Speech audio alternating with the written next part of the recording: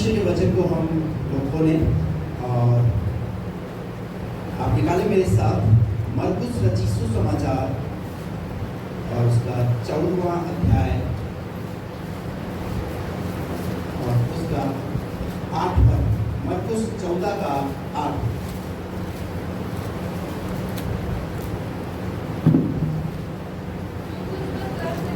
जो कुछ वह कर सकी उसने किया। जो कुछ वह कर सकी उसने किया। अगर आप इसको 14 अध्याय के 3 पद से पढ़ोगे तो वहां पर यीशु मसीह शमून कोढ़ी के घर में है और शमून कोढ़ी के घर में जब बैठे हैं तो यीशु मसीह है, चेले हैं और जिसका घर है उसके घर में एक तरीके से मान लो अच्छा चल रहा है और अचानक उसके घर के अंदर एक स्त्री संगमरमर के पात्र में बहुमूल्य कीमती इत्र को लेकर के आई और ला करके उसने क्या कर दिया? यीशु के ऊपर डाल दिया और अपने बालों से उसके पैरों को क्या करने लगी। ये सब कुछ वहां पर हो रहा था और ऐसे में वहां पर जो चेले थे, जो शमून नाम का जिसके घर में यीशु मसीह है, वो व्यक्ति देख रहा। कुछ लोग मन में रिसियाने लगे, कुड़कुड़ाने लगे, बोलने लगे इस चित्र को क्यों सत्यानाश कर दिया, इस चित्र को तो इतने में बेचा जा सकता था।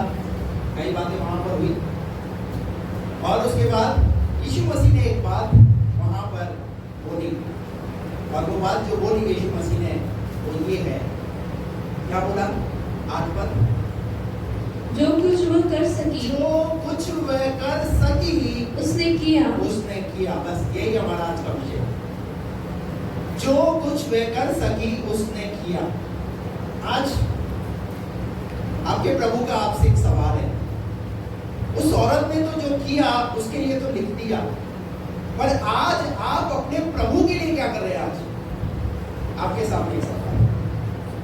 आप प्रभु से तो बहुत कुछ पाना चाहते हैं, प्रभु से तो बहुत अपेक्षाएं हैं कि प्रभु हमारे जीवन में मुझे ये चाहिए, ये चाहिए। कई प्रकार की जरूरतें हमारे सामने हैं और उन जरूरतों को हम प्रभु के सामने रखते हैं, लेकिन प्रभु के लिए क्या कर रहे हो? हेलो? जो कुछ वह कर सकी उसने किया। आप क्या कर रहे हो? उसकी आपसे कुछ अपेक्षाएं हैं, वो आपसे कुछ अपेक्षाएं चाहता है। वो चाहता है कि आप कुछ करें, क्योंकि पता है परमेश्वर ने पूरी सृष्टि की जो रचना की है, सब कुछ बनाया और उसके बाद मनुष्य को बनाया और सब कुछ किसके अधीन कर दिया?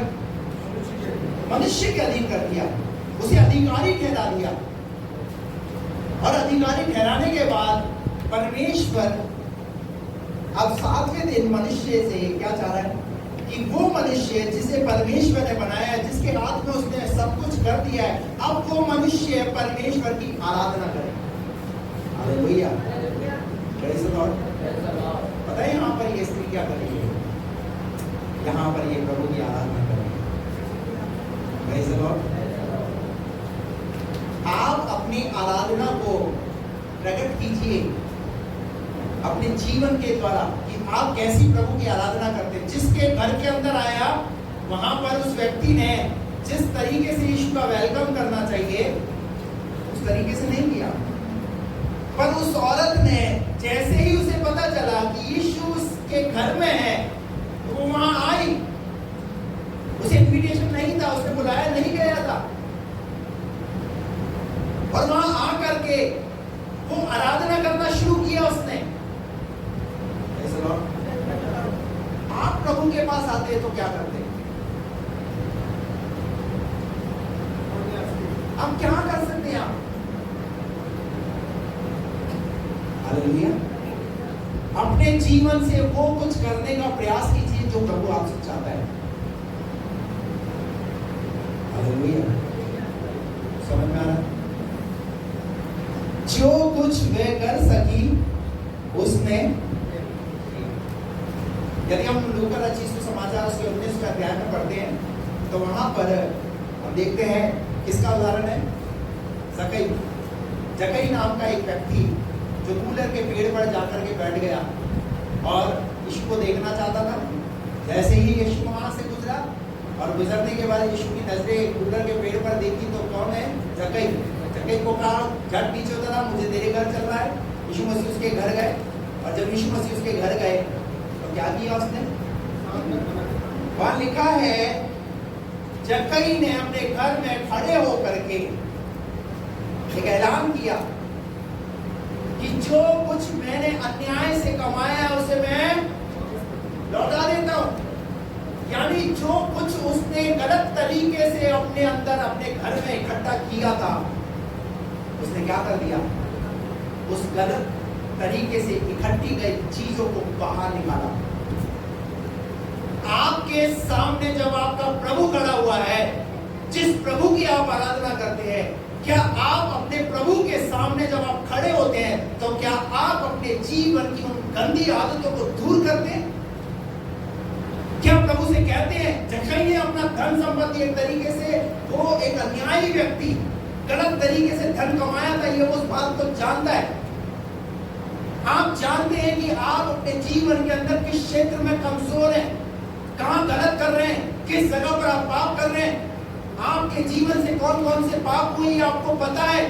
लेकिन जब आप आराधना के लिए परमेश्वर के भवन के अंदर आते हैं तब आप उन चीजों को एक्सेप्ट नहीं करते। आपको समझ आ रही बात? इस औरत के लिए क्यों लिखा है, जो कुछ वह कर सकी उसने किया। आप भी कर सकते हैं पर आप अपने जीवन की कीमती चीजों को, उन चीजों को छोड़ना नहीं चाहते। छोटी छोटी चीजों के गुलाम बन चुके हैं, छोटी छोटी बातों में हमारे जीवन में उन पापों को हमने निमंत्रण दे रखा है। जकई क्या हुआ, यीशु मसीह जकई के घर में, जकई को बोला कि यीशु मसीह ने जो कुछ तूने अन्याय से कमाया है चल निकाल उसे अपने घर से। नहीं नहीं नहीं नहीं, उसे पता चला कि जीवन में मैंने अन्याय से सब कुछ कमाया है पर शांति नहीं पाई। क्या कभी आपने अपनी हार पर एनालिसिस किया? आज क्यों आप हारा हुआ जीवन जी रहे हैं? आज आपका परिवार क्यों बिखरा हुआ है? क्यों आपका परिवार टूटा हुआ है? क्यों आपके बच्चे कहने में नहीं है? क्यों आप गलत तरीके से, आपके बच्चे गलत हैं? क्या कभी उन बातों पर हम सोचते हैं, विचार करते हैं? क्यों बाइबल में जकई का उदाहरण लिखा हुआ है कि सब कुछ उसने अपने घर से निकाल फेंका, उन बातों को अपने जीवन से निकाल दीजिए जो आपके घर को, आपके परिवार को बनने नहीं दे रही हैं, आपकी आशीषों में रुकावटें हैं। सिर्फ स्वर्ग के परमेश्वर को देखने से काम नहीं चलेगा, पर स्वर्ग का परमेश्वर आपके अंदर, आपके हृदय में आना चाहता है। प्रकाशित वाक्य 3:20 में लिखा हुआ है, देख मैं द्वार पे खड़ा हुआ खटखटाता हूं, यदि तू द्वार खोलेगा तो मैं भीतर आऊंगा। पर हमने क्या करा है? हमने द्वार बंद करके रखा हुआ है। हम कहते हैं बस प्रभु आप जहां वहां ठीक है और हम जहां वहां ठीक है। अपनी गंदी आदतों को छोड़ने के लिए तैयार नहीं है।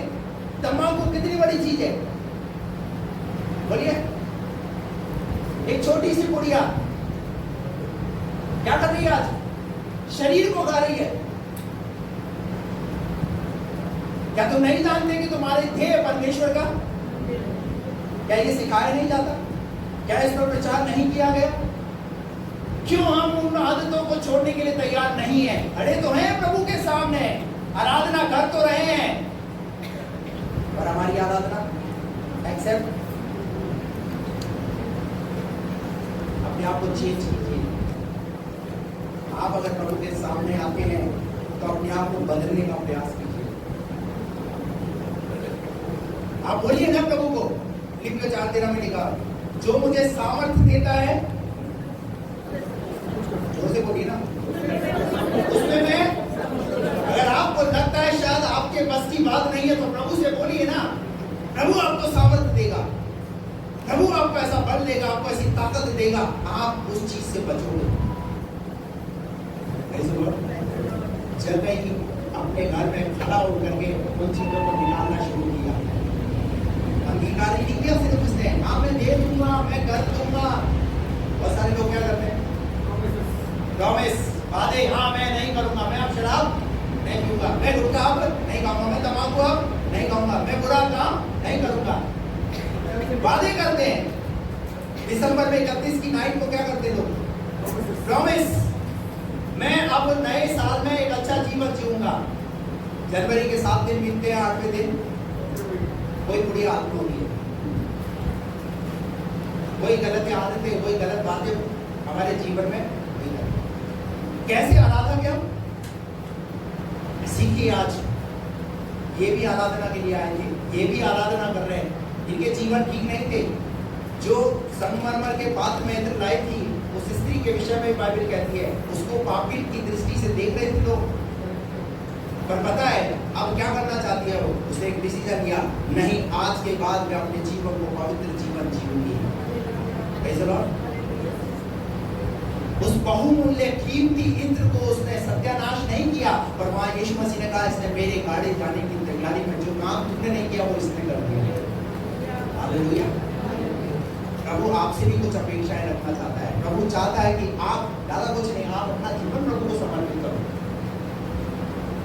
आपका प्रभु आपसे कुछ नहीं चाहता, प्रभु बस आपका जीवन चाहता है, बस आप अपने जीवन को प्रभु को समर्पित करें।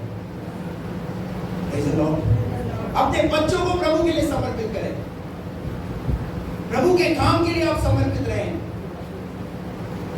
जो कुछ वह कर सकी उसने किया, जगह जो कुछ कर सकता था उसने किया। हालेलुया। आप भी कर सकते हैं, ऐसा नहीं हो सकता कि नहीं कर सकते।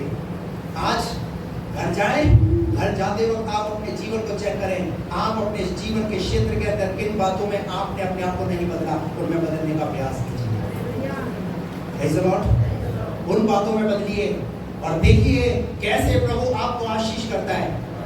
आप लूका 19:10 पद पढ़ोगे, वहां क्या लिखा हुआ है, लूका 19:10 क्या बोला यीशु मसीह ने उस घर में खड़े होकर के, जब जगह नहीं सब करा दो, क्योंकि मनुष्य का पुत्र कोई हुओं को ढूंढ नहीं और उनका उद्धार करने के लिए आया है। Praise the Lord. किस लिए आया प्रभु, कोई हुओं को ढूंढने और उद्धार करने के लिए आया। जिस किसी ने प्रभु के लिए कुछ किया है तो प्रभु ने भी उसके लिए कुछ बातें ऐसी बोल दी है। हालेलुया। Praise the Lord. जब उस प्रचार किया जाएगा, उस मरियम स्त्री को याद किया जाएगा। याद किया जा रहा है हजारों साल पहले की घटना, लेकिन आज भी हम उसे याद कर रहे हैं। क्यों? क्योंकि उसका एक काम, जीवन में उसने एक निर्णय लिया कि नहीं, आज के बाद मैं एक अच्छा जीवन जीऊंगी। मैं कहता हूं आज यहां से जाते वक्त एक निर्णय लेकर के जाए, नहीं आज के बाद मैं शराब नहीं पीऊंगा, मैं गुटखा नहीं खाऊंगा, मैं तंबाकू नहीं पीऊंगा। एक निर्णय, आपको उस निर्णय में प्रभु आपकी मदद करेगा। आप अपनी तरफ से तो बदलिए, बाकी का काम प्रभु के ऊपर छोड़ दीजिए, वो क्या करेगा। कुछ पाने की आशा मैंने नहीं। कुछ लोग क्या करते हैं, प्रभु के सामने कंडीशन रखते हैं, प्रभु आप ऐसा करोगे तब मैं ऐसा। कंडीशन मत रखिए प्रभु के सामने। पर आना है तो निस्वार्थ प्रभु के पास आइए। तू दे तो मेरा प्रभु, तू ना दे तो अभी मेरा मैं वो नहीं हो सकता। देता है जब प्रभु है, दयालु है, कृपालु है। और जिस दिन ना मिले उस दिन प्रार्थना पर, उस दिन आराधना पर। हालेलुया। जो कुछ वह कर सकी उसने किया, जगह जो कुछ कर सकता था उसने किया। एक और उदाहरण मेरे साथ निकालिए, यूहन्ना रचित सुसमाचार उसका 6वां अध्याय, उसका 1 पद से जब हम पढ़ते हैं, एक बड़ी भीड़ जो है यीशु मसीह के पीछे है, और यीशु मसीह ने एक बड़ी भीड़ को संदेश दिया, सुसमाचार सुनाया। और उस भीड़ को जब संदेश दिया तो उस भीड़ में यीशु मसीह ने देखा, यीशु मसीह के साथ वो 3 दिन से यीशु मसीह के साथ। अब यीशु मसीह ने उनकी खाने की चिंता की, देखा कि ये भूखे प्यासे हैं, तो यीशु मसीह ने उन पर दृष्टि की और अपने चेलों को कहा कि तुम इनके खाने के लिए इंतजाम करो, तुम इनके लिए प्रबंध करो। ये 3 दिन से हमारे साथ है, वचन से पेट नहीं भरता, पर इन्हें इनकी जरूरत भी पूरी करनी है, इनका पेट भी भरना है। प्रभु भी जानता है, हेलो, प्रभु भी जानता है कि आपका जीवन कैसे चलेगा। आपको जो बिजनेस, आपको जो नौकरी परमेश्वर ने दी है, आपके परिवार के जीवन यापन के लिए, ताकि आप उसमें मेहनत करें और उसमें प्रतिफल को पाए। परमेश्वर जानता है कि आपकी आवश्यकताओं को, आपकी जरूरतों को, और उसके साथ साथ वो ये भी सिखाना चाहता है कि आप परमेश्वर के वचन का जो स्थान है, उस स्थान को बदलिए मत, उस स्थान को बनाए रखिए अपने जीवन में। उन्होंने वचन सुना है, यीशु मसीह के पीछे है, यीशु मसीह ने चिंता की है, कहा है कि इनके लिए क्या करो, तुम खाने का इंतजाम करो। यीशु मसीह का एक चेला वो भीड़ के अंदर घूम रहा था, उसने देखा एक लड़के के हाथ में क्या मिली, 5 रोटी और 2 मछली। जब 5 रोटी और 2 मछली उस लड़के के हाथ में दिखा, उस लड़के को कहा कि क्या कर, इस रोटी को और इस मछली को तू क्या कर, प्रभु को दे दे, क्योंकि प्रभु को इसकी जरूरत है। जैसे ही वहां प्रभु का शब्द आया, उस लड़के ने क्या करा, प्रभु को जरूरत है।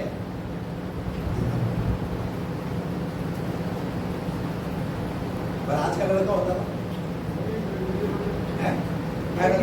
मेरी मम्मी ने बना के दिया, बिल्कुल मेरी फ्राई फिश तो मेरी फेवरेट है, मैं कैसे दे दूं मैं अपना खाना, मैं नहीं दूंगा अपना खाना। अभी आजकल के बच्चे तो नहीं देते अपनी चीज, उनको तो बड़ा बनाना पड़ता है, उनको बहलाना पड़ता है, तब उसमें से एक कुरकुरा निकाल करके देंगे, ये ज्यादा नहीं दूंगा। लेकिन उस लड़के ने क्या करा, पता है ये क्यों है? उसकी माँ ने उसे संस्कार दिया, उसकी माँ ने ये सिखाया कि जब प्रभु को किसी चीज की जरूरत होना तो उसमें पीछे कभी मत करना। हालेलुया, प्रभु के लिए पहले करना, प्रभु के राज्य के लिए पहले करना। और वो चीज पता है प्रैक्टिकली अब इसकी लाइफ में वो समय आ गया। अब जब उसकी लाइफ में समय आया है तो पीछे कैसे हट सकता है?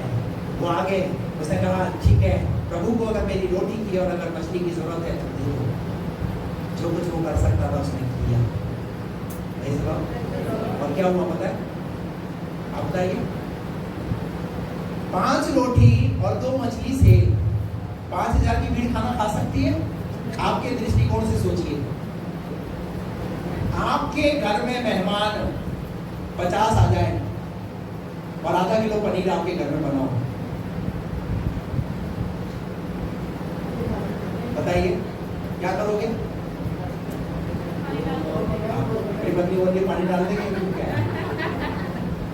पनीर उतना ही करने देंगे।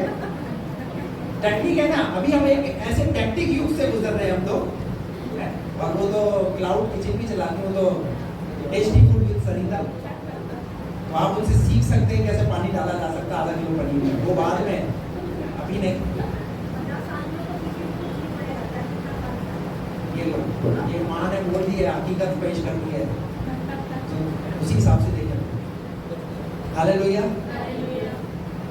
5 रोटी और 2 मछली, और पता है जैसे ही वो प्रभु के हाथों में पहुंची, बाइबल इस बात की गवाह है, यीशु मसीह ने उन रोटी को लिया और धन्यवाद किया और चेलों को बोला क्या कर दो इन्हें बात करो। हालेलुया। और क्या हुआ? चेले यीशु मसीह की उस बात में सहमत होकर के 5000 की भीड़ को खाना खिला दिया। यानी वहां लिखा हुआ 5000 पुरुष, जिसमें स्त्री भी और बच्चे भी शामिल होंगे, पर वहां पुरुषों की गिनती लिखी है। आप अंदाजा लगा सकते हैं, बहुत बड़ी भीड़ वहां पर है।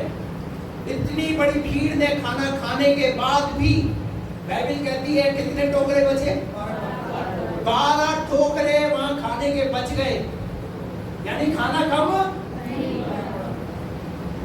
जो कुछ वो कर सकता था उसने किया, और इसका रिजल्ट क्या मिला? कुछ बचा। मैं आपको कहना चाहता हूँ, आप प्रभु के लिए कुछ करोगे ना, कुछ बचने वाला नहीं है, बल्कि बढ़ेगा। हालेलुया, बढ़ेगा। आप बोलना सीखिए। आपको जो कलीसिया में जिम्मेवारी दी जाती है, उस जिम्मेवारी के प्रति वफादार रहिए, उसमें आगे से बढ़ के आगे काम कीजिए। आप देखिए, आप कितने समय से परमेश्वर के भवन के अंदर आ रहे हैं और किस ऐसा कौन सा दिन है जिस दिन आपने आकर के परमेश्वर के भवन में झाड़ू लगाई हो? या आपके ऊपर छोड़ रहा हूं मैं सवाल, आप खुद सोचिए। कौन से दिन आपने यहां पर आकर के चेयर लगाई? कौन से दिन आकर के यहां पर आपने जो है डस्टिंग की? कौन से दिन आकर के आपने यहां पर पानी के कैंपर रखे?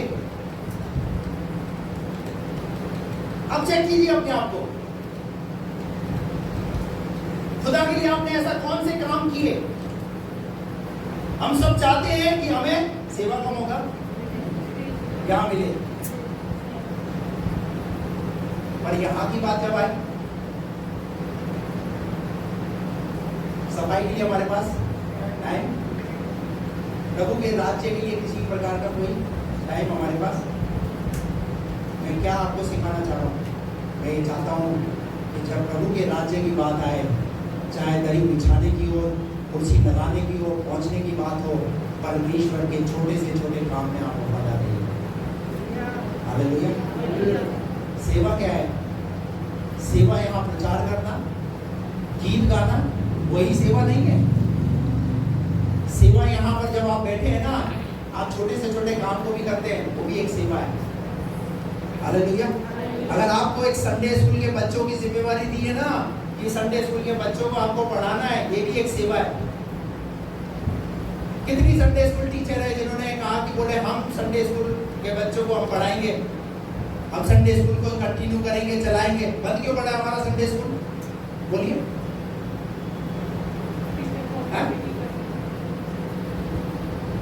भाई लोग हैं इसमें, बहन लोग हैं इसमें।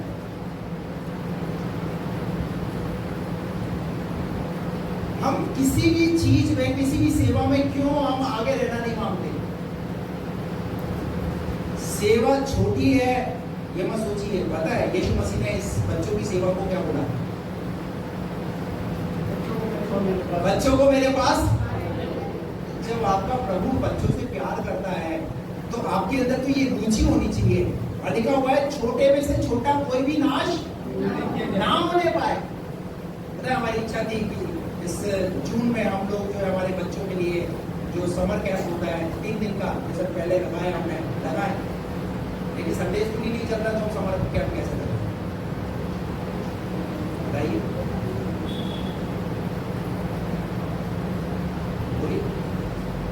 कौन करेगा आप करके? क्या पादरी साहब ही सब करेंगे क्या? कब कलीसिया के लोग अपनी सहभागिता कलीसिया के साथ पूरी रीति से कमिटमेंट देंगे? मैं इस वचन के माध्यम से आपको यह सिखाना चाह रहा हूं कि आप जो कुछ प्रभु के लिए कर सकते हो ना, आपके पास ये मौका है इस कलीसिया में। आप उस काम में वफादार रहिए, शुरू कीजिए उस काम को और देखिए प्रभु उस काम को कैसे बढ़ाएगा। आज हमारे पास 15 या 20 बच्चे हैं। आने वाले समय में जब 15-20 बच्चों को नहीं संभाल पा रहे हैं, तो आने वाले समय में प्रभु हमें और ज्यादा बच्चे कैसे देगा? बोलिए।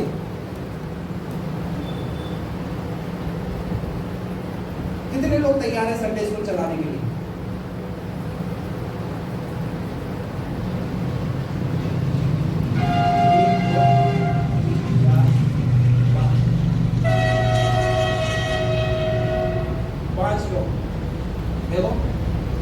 तक बैठे हुए थे, मैंने जगाया तब जगे ही, मैंने इसीलिए बोला। अपने आप से आपके अंदर एक दिली इच्छा होनी चाहिए, नहीं हमें करना है किसी काम को। मैंने कुछ बच्चों को बोला कि उसको बोला, मैंने तेरे पास गिटार है तो गिटार घर पे उसको प्रैक्टिस कर, उसको गिटार को बजा और एक गाना यहाँ पर आकर के परमेश्वर के भवन में यहाँ पर तेरे को गाना है, बजाने के साथ उसको गाना मिले। बोर्ड है, इसके पास कीबोर्ड है, प्रैक्टिस किया तूने? हमने बोला इसके पास कीबोर्ड है, बजाए गाए। हम चाहते हैं कि हमारे कलीसिया के बच्चे जो है किसी ना किसी रूप से खड़े हों।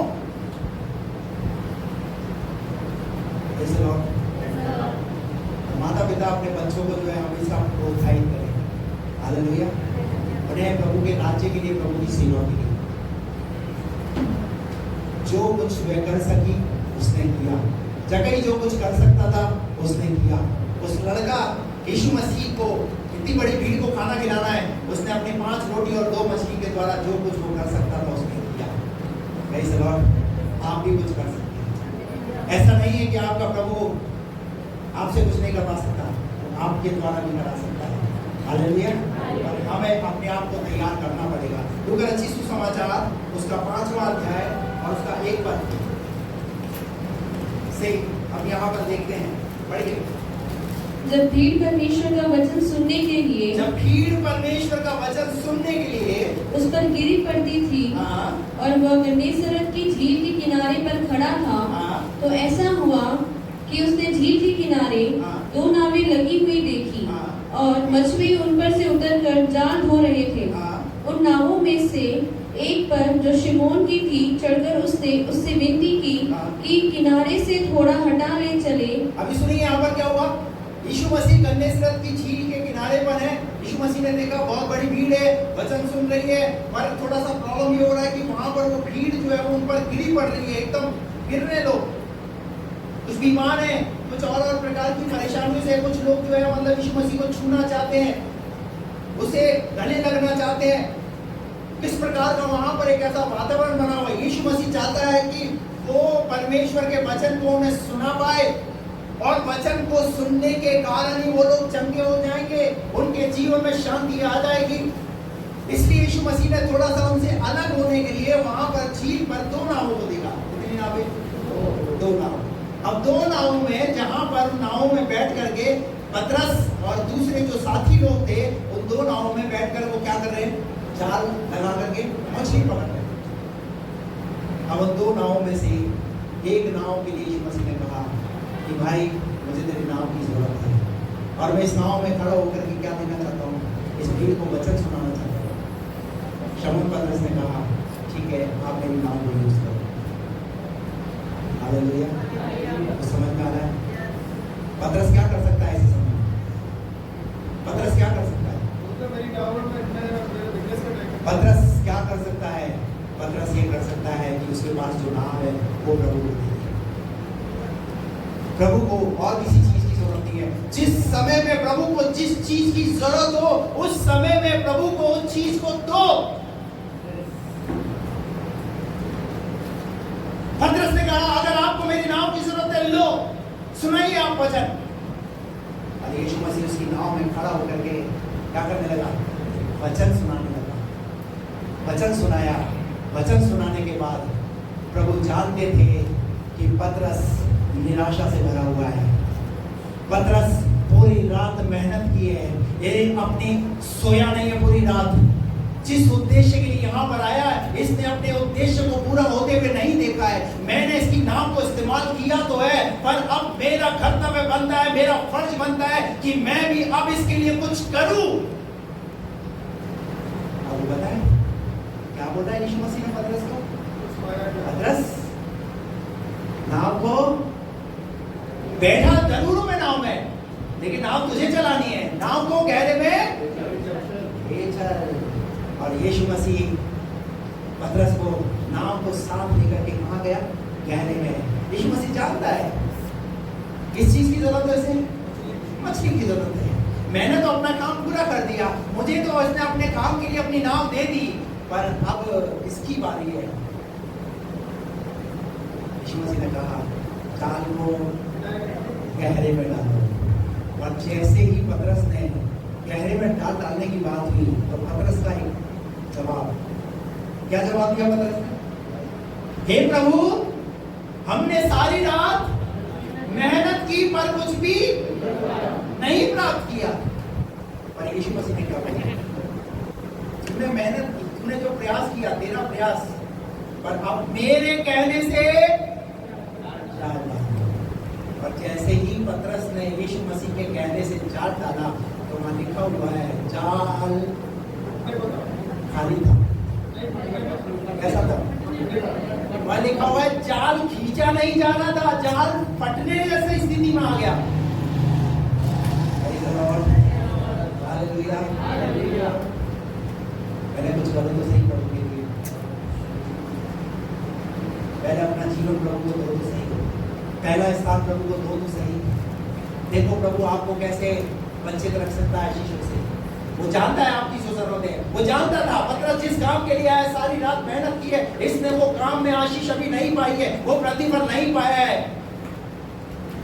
पर जब प्रभु को अपनी नाव दी, उसके बाद प्रतिफल भी देखा उसने। हालेलुया। तो समझ आ रहा है? आप प्रभु के लिए जो कर सकते हो वो करिए, बाकी का काम प्रभु करेगा। Praise the Lord. बाकी का काम प्रभु करेगा। निस्वार्थ कीजिए। पतरस ने लालच वशीभूत नहीं किया है? और जैसे ही वहां पर जाल भर गए तो क्या करा? उनकी नाव तो भरी भरी, पर जो साथी नाव की थी खाली थी उसको भी बुलाया और उनको मछलियां उसमें भी डाली। और दोनों नाव में क्या क्या है? मछलियां मछलियां।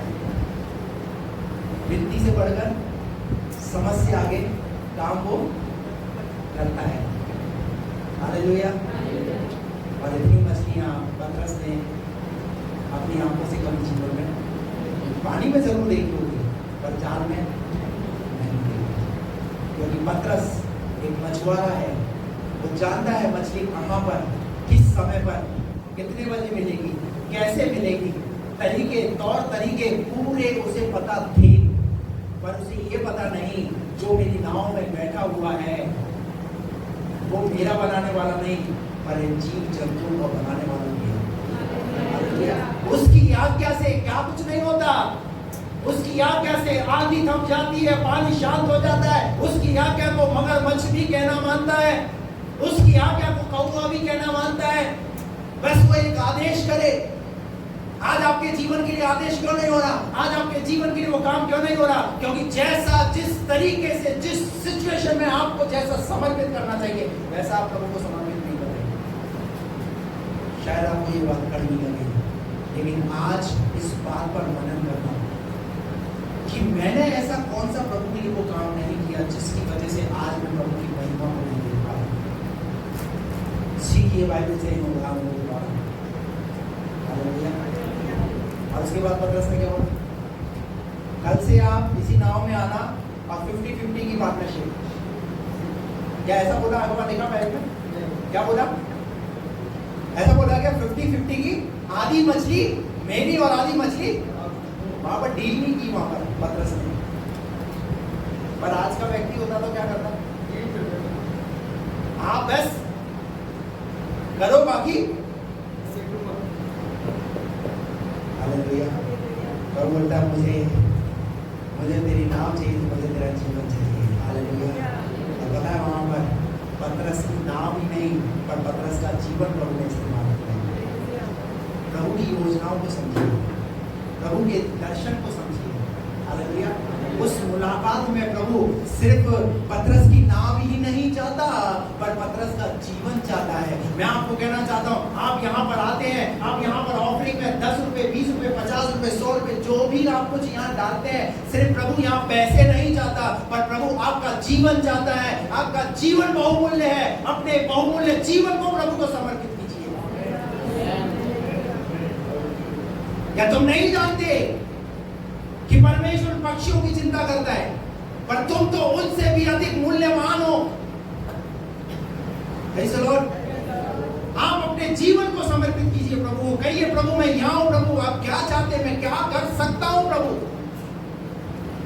Praise the Lord.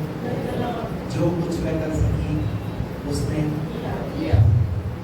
जगह जो कुछ कर सकता था उसने किया। वो लड़का 5 रोटी और 2 मछली जो प्रभु के लिए वो कर सकता था उसने किया। और एक पतरस जो नाव उसके पास थी, वो नाव में बैठ करके मछली नहीं पकड़ रहा, पर उसने अपनी नाव को प्रभु को दिया। आज प्रभु को क्या चाहिए? आज प्रभु को आपका जीवन चाहिए। हालेलुया। आज प्रभु चाहता है कि आप अपने जीवन के द्वारा प्रभु की महिमा करें। आइए अपनी